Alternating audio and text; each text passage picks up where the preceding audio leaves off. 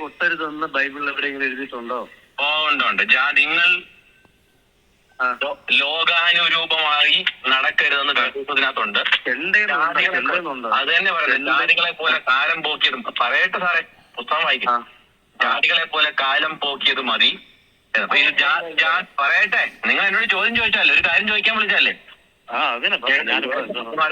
മറുപടി പറയാൻ അനുവദിക്കും. ജാതീയമായ ആളുകൾ കാണിച്ചു കൂട്ടുന്ന ചിങ്കാരിമേളം പോലെയുള്ള കാര്യങ്ങൾ സഭയ്ക്കകത്ത് നോക്കുന്ന പേക്കൂത്ത് തൊള്ളാനുള്ളതല്ല ദൈവസഭ.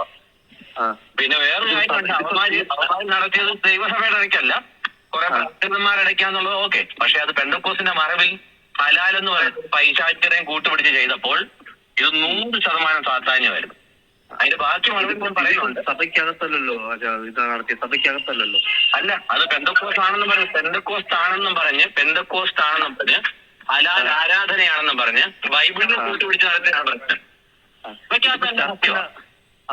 സഭയ്ക്കകത്തല്ല. ഇതെന്തോ പ്രോഗ്രാം ആണെന്ന് ആദ്യം അറിയാവോ? എനിക്ക് ഒരു ഹലാൽ എന്ന് പറഞ്ഞ സ്തുതി ആരാധന എന്നൊക്കെ പറഞ്ഞ് വെളുപ്പിച്ചാണല്ലോ നടത്തിയിരുന്നത്. പിന്നെ ഇല്ലേ, മൂത്ത വീസിയക്കാരന്റെ ചേട്ടച്ചാരോടെ പ്രസംഗിച്ചങ്ങ് കൊഴിപ്പിക്കുകയല്ലായിരുന്നു. ആത്മീയമാണ്, ദർശനമാണ്, കാഴ്ചപ്പാടാണ്, വെളിപ്പാടാണ്. അതിപ്പോ കുഴപ്പമെന്താ? അങ്ങനെ പ്രസംഗിച്ചെങ്കിൽ കുഴപ്പമെന്തോ? അല്ല, അത് സാത്താന്യ വെളിപ്പാടാണോ ഞങ്ങൾ പറഞ്ഞത്? അതിനെന്താ കുഴപ്പം? അവര് കാണിച്ചത് പൈശാചികം. അത് പൈശാചികമാണ് നമ്മൾ പറഞ്ഞത്. അത്രേ ഉള്ളു കാര്യം. അത് പറയാൻ നിങ്ങൾക്ക് എന്ത് യോഗ്യത ഉള്ളത്? എന്റെ യോഗ്യത ഞാൻ പറഞ്ഞ, ഞാൻ ബിബ്ലിക്കലി ആ കാര്യത്തെ പറഞ്ഞത്. അതിനകത്ത് കൂടുതൽ ഇതിനകത്ത് ഡിഗ്രി ഒന്നും എടുക്കേണ്ട കാര്യം. ഇതിന് ഡിഗ്രി വല്ലതും വേണം? അതോ ഇനിയും ഞാൻ ചോദിക്കട്ടെ, കൊട്ടരുതെന്ന് ബൈബിളിൽ എവിടെയെങ്കിലും എഴുതിയിട്ടുണ്ടോ? ഉണ്ടെന്ന്. അതാ പറഞ്ഞ, ജാതികളെ പോലെ കാലം പോക്കിയത് മതി. ഇനി ജാതീയമായ ദുർനടപ്പും അതേ കവചെല്ലും നടക്കരുതെന്ന് പുസ്തകം വ്യക്തമായി പറയുന്നുണ്ട്. അവിടെ നടത്തിയ പ്രോഗ്രാമിന്റെ ഈ ചെണ്ടമേളത്തിന്റെ ഒരു ഭാഗം എടുത്ത് ഫേസ്ബുക്കിൽ ഇട്ടപ്പോഴേക്കും ഇത് നടത്തിയവന്മാരൊക്കെ അസഹിഷ്ണുക്കളായിട്ട് ഇത്രയും പൊട്ടി അങ്ങ് ഒഴുകിയെങ്കിൽ ഇപ്പൊ ചിന്തിച്ചാ മതി. പിന്നെ ഈ പറഞ്ഞ അനുഗ്രഹ തോമസ് വന്ന എന്റെ അപ്പനൊക്കെ വിളിച്ചിട്ടുണ്ട് അവിടെ. എന്താണെന്നറിയാവോ, അവൻ അങ്ങനെ വിളിക്കാനൊന്നും ഇല്ലാത്തതാണ് കുഴപ്പം. അതുകൊണ്ട് ഈ നടത്തിയവന്മാരെ എനിക്ക് നന്നായിട്ട് അറിയാം. ആരുകുട്ടി ഇവരെങ്ങനെയായിരുന്നു മുമ്പ് ജീവിച്ചത്? ഇത് കൊട്ടിയുടെ ഒക്കെ ഡീറ്റെയിൽസ് ഞാൻ ഒരു പ്രോഗ്രാമിൽ ഞാൻ അല്ലാതെ തന്നെ പറയുന്നുണ്ടെന്നേ. ഞാൻ പറയുന്നുണ്ട് കൊട്ടിയുടെ രീതി. പിന്നെ ചെണ്ട കൊട്ടാൻ പറ്റുമോ? ഒരു കുഴപ്പമില്ല, ബുദ്ധിമുട്ടൊന്നുമില്ല. നല്ല ചെണ്ടയും കോലും ഉണ്ടേ കൊട്ടാം, ഒരു കുഴപ്പം. അതാ പറയാൻ വരുന്നത്. ഇത് ദൈവസഭയുടെ ആരാധന രീതിയാണെന്നും പറഞ്ഞുകൊണ്ട് ശിങ്കാരിമേളം നടത്താൻ പുസ്തകം പറയുന്നില്ല. ശിങ്കാരിമേളം ചെയ്തോ?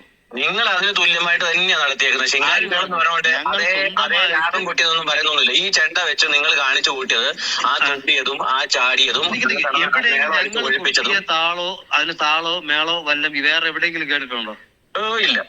ഇല്ല. അതൊന്നുകൊണ്ട് കാര്യം, കാരണം ഞങ്ങൾ സ്വന്തമായിട്ട് ചെയ്തതാണ്.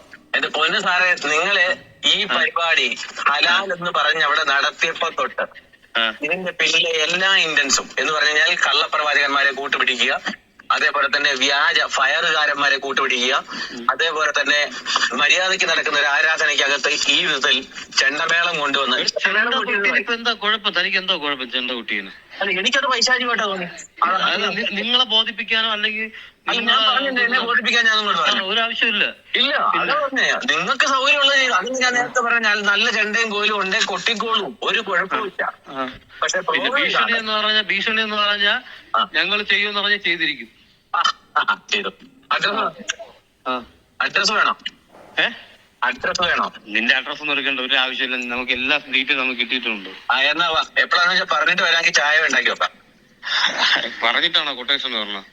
പിന്നെ ഞൊട്ടേഷൻ പോടാ, നീ തരത്തിൽ പോയി തെറ്റിദ്ധരിപ്പിച്ചുകൊണ്ട് ഹലാലിന്